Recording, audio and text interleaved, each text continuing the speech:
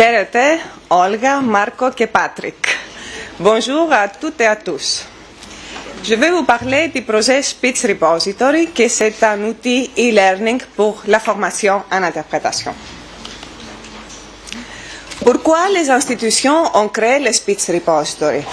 Justement parce que c'est vous, université, que vous nous avez demandé une banque de discours de situations réelles, donc real speeches. Je sais que dans le passé, il y avait des universités qui ont essayé de créer leur propre repository. Je pense notamment à Trieste et son projet Iris. Mais très souvent, ces efforts ont été condamnés à l'échec parce qu'il y avait beaucoup de problèmes concernant le développement. Il y avait des problèmes concernant la sélection, le grading. Grading, ça veut dire l'évaluation des discours. C'était très souvent un seul professeur qui devait tout faire. Et je sais qu'aujourd'hui, la situation est différente, qu'il y a des universités avec un repository, mais ce n'est qu'un usage interne. Donc l'accès est seulement... L'idée d'un réseau nous manque. Mais c'était aussi très intéressant pour les institutions européennes, parce que nous sommes confrontés avec un taux de réussite dans les tests de compétition assez bas. Donc, de notre côté, on essaye d'aider les étudiants. Inutile de dire que le repository est aussi très utile pour les collègues interprètes qui veulent ajouter une langue dans leur combinaison linguistique. L'idée, c'était alors de créer une base commune, ouverte et partagée par tous. Et quand je dis commune et ouverte et partagée, cela ne veut pas dire que ce sont seulement les institutions qui alimentent la banque de discours, mais les universités aussi doivent y contribuer. Mais sur cela, je vais y revenir un peu plus tard. Donc l'idée, c'était de créer un outil qui était facile à utiliser, surtout pour les étudiants, qui donne la possibilité de mock interpretation. Maintenant, je vais vous parler un peu de l'historique du repository.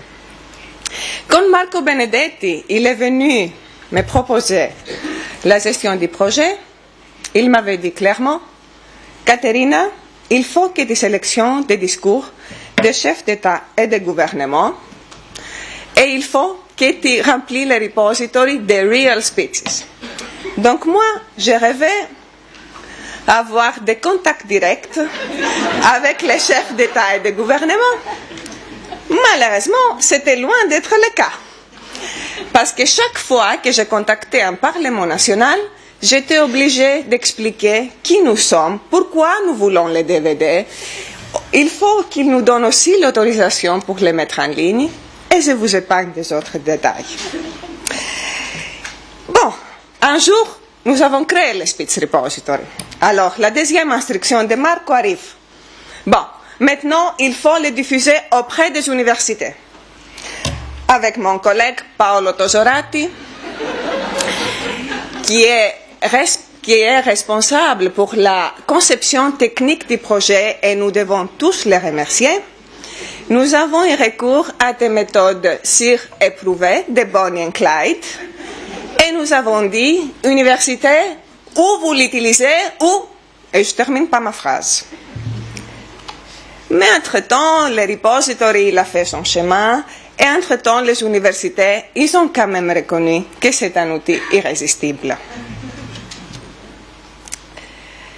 Et le Spitz Repository, la petite équipe, est devenue une grande équipe. Bon. Maintenant, je passe aux choses sérieuses. Le Spitz Repository, il se compose de deux éléments.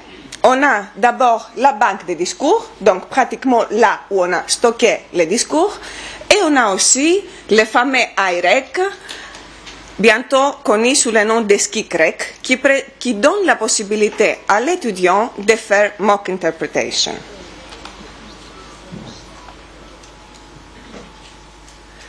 On a commencé dans une phase pilote avec 200 discours en anglais, français et allemand, les trois langues plus répandues auprès des universités. Quand je dis anglais, ce n'est pas l'anglais de Gordon Brown, mais c'est aussi American English, Australian English, South African English, et évidemment tout l'anglais des non-anglais que nous sommes obligés à traduire tous les jours. Les Français, on a toute la gamme, bientôt aussi du français québécois. L'allemand c'est un peu différent, c'est plutôt Bundestag Deutsch, mais cette année on va récupérer en ajoutant de Österreichisches Deutsch. Actuellement, nous avons stocké plus que 1250 discours dans la banque des discours du repository, dans toutes les langues de l'Union européenne et les langues des pays d'adhésion. Il y a deux catégories de discours toujours dans la banque des discours. Vous vous souvenez, l'idée du repository, c'était d'avoir real speeches. Or, nous avons très vite constaté que real speeches, c'est plutôt avancé, ou très avancé, comme difficulté. Et donc, c'était assez décourageant pour les étudiants. Pour remédier à cette situation, nous avons demandé à des collègues interprètes, à des professeurs, à des diplomates, à des journalistes, bref, à des gens qui savent s'exprimer devant le public, de venir nous faire des discours dans les studios. Et vous voyez ici des différentes catégories. Vous voyez ici discours du Parlement européen, quelqu'un qui voulait être commissaire, House of Commons, collègue, European Economic and Social Committee, Angela Merkel, un collègue, et bon, monsieur le président de la République, vous le connaissez tous, il est très médiatique. La banque des discours est organisée par langue, niveau de difficulté. Donc les langues, on avait dit, on a toutes les langues de l'Union européenne et les langues des pays d'adhésion. Niveau de difficulté, on en a 4 jusqu'à présent. On a débutant, intermédiaire, avancé et très avancé. Et je me souviens dans le passé, quand je faisais la présentation du repository, il y avait une collègue qui m'avait dit « Mais Caterina, il y a une grande catégorie qui te manque là-bas. » Je dis « Laquelle ?» Elle me dit « Infaisable. » Bon, à partir de cette année, nous n'allons pas ajouter infaisable, mais nous allons ajouter basic, que c'est des discours de consécutives 3 à 4 minutes, donc pour les étudiants quand ils commencent à apprendre les notes en consécutif. Et à l'autre extrême, on va ajouter la catégorie discours du type test. De cette manière, les étudiants, ils savent à quoi s'attendre une fois ils se présentent devant les interprètes du jury. La sélection et le grading se fait par les interprètes de la Commission et du Parlement européen. Je vais souvent utiliser le mot grading et graders dans ma présentation. Donc, ce sont les collègues interprètes qui font l'évaluation des difficultés des discours.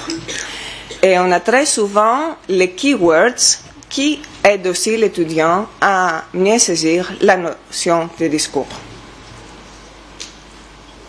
Parfois, on a aussi de la chance et on peut aussi ajouter les transcripts. Mais sur cela, je vais aussi y revenir plus tard.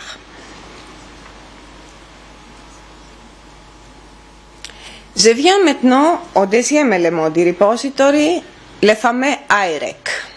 L'IREC donne la possibilité à l'étudiant de choisir un discours de la banque de discours, l'interpréter, l'envoyer au professeur, et le professeur il se connecte au Speech Repository et il écoute l'original et l'interprétation.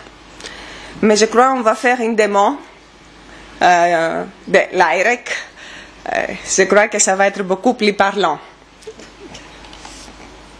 C'est facile à installer dans le repository que le IREC et il y a moyen aussi de télécharger les discours du repository sur un iPod. Pour utiliser le repository, il faut juste avoir un PC, des écouteurs avec micro et aussi une connexion Internet. Bon, je sais maintenant que quand nous avons un outil réussi, peut-être même renommé, parce qu'entre-temps, le State Department, le Fonds monétaire international, l'OTAN, International Court of Justice, Ministère de la Difesa, et je ne me souviens plus qui encore, a demandé accès au Spitz Repository pour former des interprètes. Donc là, normalement, il ne fallait pas rater l'occasion pour dire que nous avons travaillé bien, qu'on a créé un outil fabuleux et qu'on a fait, comme Marc aurait dit, une belle figura.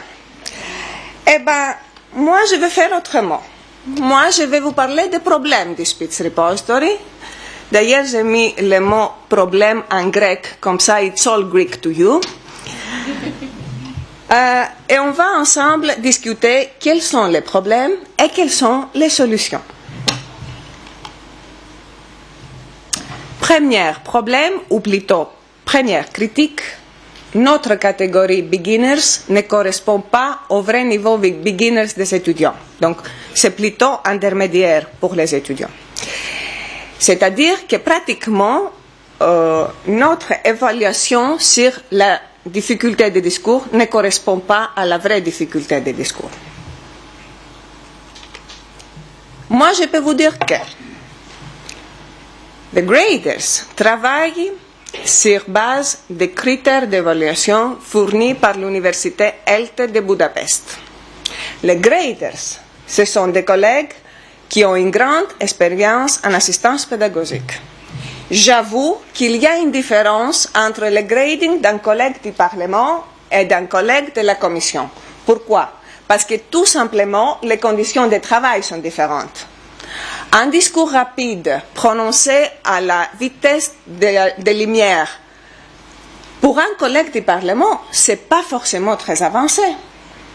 Par contre, un discours avec une terminologie très précise, avec des termes techniques difficiles, ce n'est pas forcément pour un de mes collègues de la Commission très difficile. Mais est-ce que ce n'est pas intéressant d'avoir cette variété d'opinions? Au bout du compte, le futur candidat, il va travailler pour les deux institutions. Et il y a toujours aussi le facteur humain. Ça, on ne peut pas le négliger. Je dois quand même vous dire qu'en cas de doute, on discute entre nous. Je me souviens, il y avait le cas justement de Buttiglione, avec un discours en italien facile, italien structuré. Mais au milieu de sa présentation, de son intervention, il y avait toute une phrase en latin. Quel casse-tête! Comment classifier ces discours? Finalement, on a opté pour les classifier comme beginners, mais en ajoutant la phrase en latin telle qu'elle dans les keywords. Deuxième critique, il n'y a pas assez de nombre de discours dans les grandes langues. Il n'y a pas assez de nombre de discours dans les petites langues. Oui, et nous, on fait quoi?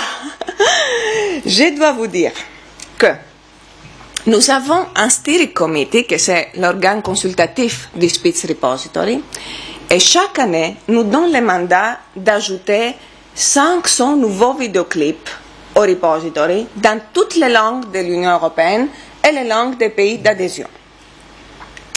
Est-ce que ça vous paraît une tâche facile? Parce que ça fait à peu près 50 vidéoclips par mois si on veut fêter Noël et aller un mois à la mer. Donc, jusqu'à présent, on a toujours atteint l'objectif.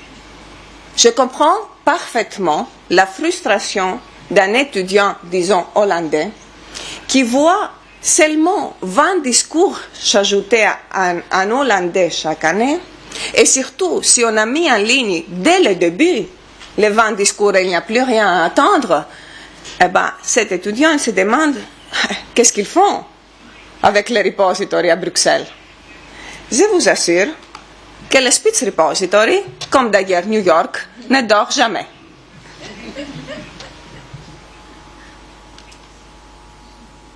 Cette année, on va encore ajouter 500 nouveaux vidéoclips, donc jusqu'au prochain Skik Universities. Mais il y aura et j'espère l'année prochaine avoir 1500 stockés au repository, parce que les autres 250, ils vont être des discours recyclés. Et là, je m'attends aussi beaucoup de discussions. Quel discours on va recycler? Un discours de Tony Blair prononcé sur l'Irak.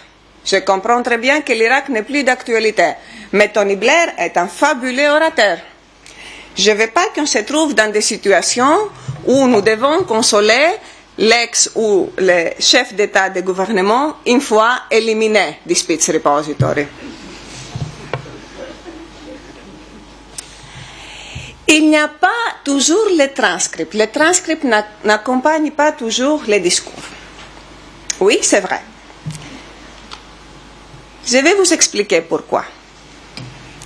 Pour les real speeches, si le Parlement national il a mis les archives online, nos interprètes, ils googlent, comme on dit en bon français, et ils ajoutent les scripts. Maintenant, pour les discours du matériel pédagogique fait au studio chez nous, là, si le collègue il est venu en regardant ses notes et en parlant librement devant la caméra, c'est clair qu'il n'y a pas de texte écrit. Mais pourquoi les étudiants en dernière année ne peuvent pas nous fournir les transcripts? Ils peuvent l'écrire, faire réviser par leurs professeurs, et une fois envoyé chez nous, on peut l'ajouter au repository. Et maintenant, je viens au moment crucial de ma présentation. Vous nous avez demandé un outil e-learning. Vous nous avez demandé le Spitz Repository. Nous l'avons créé pour vous. Mais maintenant, c'est à vous, université, à commencer à contribuer à la banque de discours. Je comprends parfaitement que pas toutes les universités, ils ont des studios et des installations pour faire enregistrer les professeurs et nous envoyer les discours.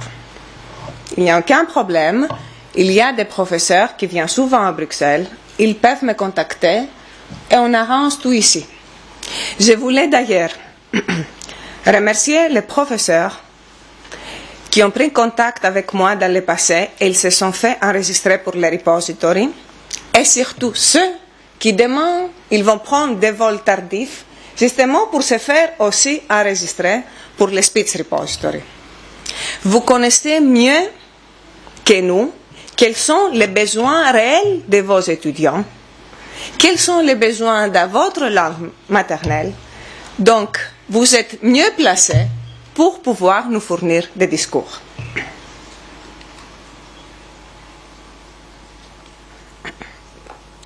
Et comme je sais que cet appel à moi va avoir une suite favorable, pour SKIC 2011, il y aura 2 minibus qui vont attendre les professeurs pour les amener directement de l'aéroport au studio pour nous faire des discours. Vous pouvez choisir entre les roses et les jaunes, mais je crains que c'est tout ce que les SKIC puissent payer. Je suis convaincue qu'ensemble, on va y arriver. Le Spitz Repository nous appartient à nous tous. Je vous remercie de votre attention. Ευχαριστώ.